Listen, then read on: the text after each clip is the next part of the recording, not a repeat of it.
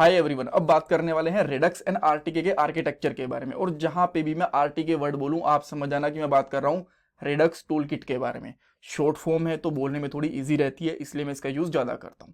Points की बात कर लेते हैं। सबसे पहले मैं आपको ये बताऊंगा रेडक्स के मेन कंपोनेंट्स कौन से हैं। और यहाँ पे मैं किसी फंक्शनल या क्लास बेस्ड कंपोनेंट की बात नहीं करने वाला। यहाँ पे कंपोनेंट से मेरा मतलब है कि रेडक्स के मेजर पार्ट्स, मेन पार्ट्स कौन से होते हैं उनके बारे में आपको बताऊंगा। आफ्टर दैट हम लोग बात करेंगे रेडक्स एंड आरटीके के फ्लो के बारे में। एक क्वेश्चन आप मेरे से और पूछ सकते हो कि देखो ये प्लेलिस्ट हम लोग देख रहे हैं आरटीके और नेक्स्ट जेएस के साथ में, तो रेडक्स को हटा देते हैं ना, क्यों हम लोग इसका नाम बार बार ले रहे हैं। देखो रेडक्स के ऊपर हम लोगों ने कुछ फंक्शंस कुछ फीचर्स ऐड करे थे, तभी तो आरटीके बना था ना, रेडक्स टूलकिट बनी थी। दोनों का आर्किटेक्चर ऑलमोस्ट सेम होता है, वर्किंग भी दोनों की ऑलमोस्ट सेम होती है, तो हम लोग दोनों का आर्किटेक्चर यहाँ पे देख सकते हैं। आपको बेटर अंडरस्टैंडिंग रहेगी दोनों के बारे में। जब हम लोग इंप्लीमेंटेशन करेंगे तो वो आरटीके के साथ होगी, तो उसके अंदर आपको रेडक्स का कोई भी पार्ट देखने को नहीं मिलेगा। अब दोनों का फ्लो आर्किटेक्चर वगैरह सेम है, तो दोनों के बारे में पढ़ लेते हैं, कुछ ज़्यादा फर्क पड़ने वाला नहीं है। ठीक है, अच्छा, फ्लो के बाद हम लोग बात करेंगे कि रेडक्स एंड आरटीके दोनों का वर्क प्रोसेस क्या होता है, कैसे दोनों काम करते हैं, और लास्ट में कुछ इंटरव्यू क्वेश्चन भी देखने वाले हैं दोनों से रिलेटेड। ऑलराइट, अच्छा, इस वाले डायग्राम के ऊपर फोकस करते हैं। ये डायग्राम हम लोगों ने लास्ट वाले पार्ट के अंदर भी देखा था, और इससे हम लोगों ने ये पता करा था कि रेडक्स का यूज होता क्या है। अब मान लो एक कंपोनेंट से किसी दूसरे कंपोनेंट में हम लोगों को डाटा लेके जाना है। जब हमारे पास बहुत सारे कंपोनेंट्स होते हैं हमारे प्रोजेक्ट के अंदर, तो उसमें हम लोग क्या करते हैं, एक कंपोनेंट का डाटा रेडक्स के अंदर स्टोर कर लेते हैं, और जब हमें कभी बाद में उस डाटा की जरूरत पड़ती है किसी भी और कंपोनेंट में, मान लो साइड बार में, होम में, फूटर में, तो उसको हम लोग वहां पे यूज कर सकते हैं यहां से निकाल के। ठीक है, अब देखने में तो बहुत ईजी लग रहा है कि डाटा को बस सेट करो रेडक्स के अंदर और निकाल लो, बट रेडक्स इतना इजीली काम नहीं करती, थोड़ी सी इसके अंदर कॉम्प्लिकेशन है। ये इतने सारे मेन कंपोनेंट्स होते हैं रेडक्स के, action, reducer, store, dispatcher and selector.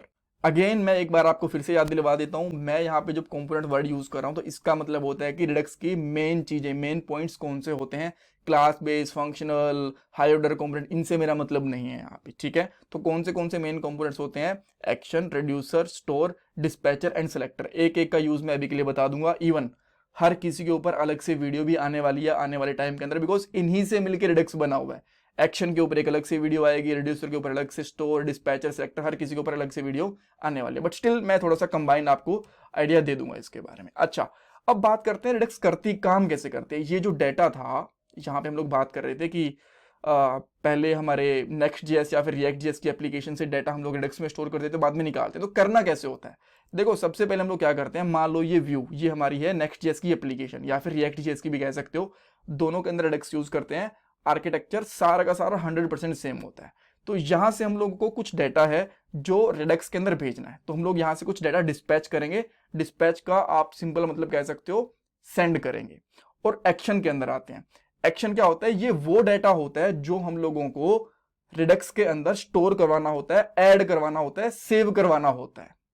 ठीक है, अच्छा, ये हमारे पास डाटा हो गया। और रिड्यूसर क्या करेगा, इस डाटा को स्टोर करवा देगा रेडक्स के स्टोर के अंदर। रेडक्स का स्टोर हम लोग एक इस तरीके से समझ लो कि जैसे हमारे घर का स्टोर रूम होता है ना, वैसे होता है। इसके अंदर हम लोग सारा का सारा डाटा रख लेते हैं। ठीक है, तो एक्शन हमारा डाटा होता है, हमारा प्लेन ऑब्जेक्ट होता है, और रिड्यूसर इस डाटा को रेडक्स के अंदर स्टोर करवा देता है।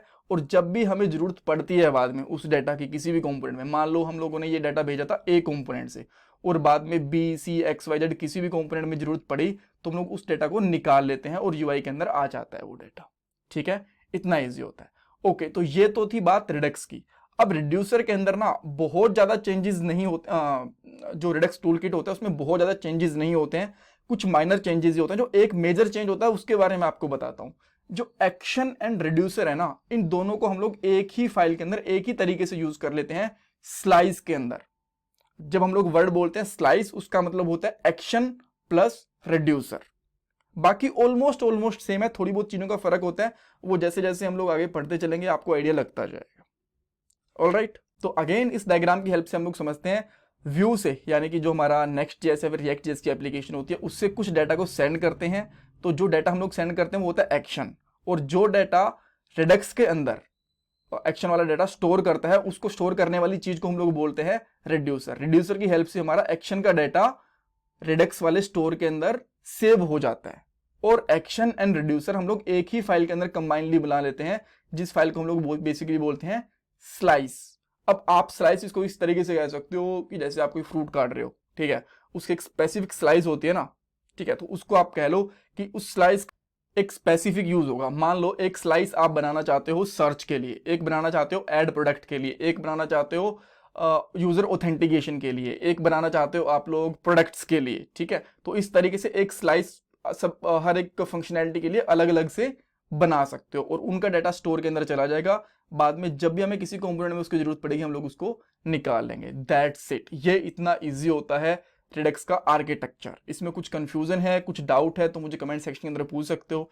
एंड देखो, आपके लिए लाइक करना, सब्सक्राइब करना, कमेंट सेक्शन में फीडबैक देना कंप्लीटली फ्री है, तो आप करते क्यों नहीं? इससे आपका कुछ नहीं जाएगा, कुछ पैसा वैसा नहीं देना आपको, बस इससे क्या होगा कि मुझे थोड़ा सा मोटिवेशन मिलता रहेगा। और ये मेरा पेटीएम का डोनेशन नंबर है। Thank you so much for watching this video. Next part के अंदर हम लोग बात करते हैं कि किस तरीके से रिडक्स टूलकिट एंड नेक्स्ट.जेएस को सेटअप कर सकते हैं। ऑलराइट।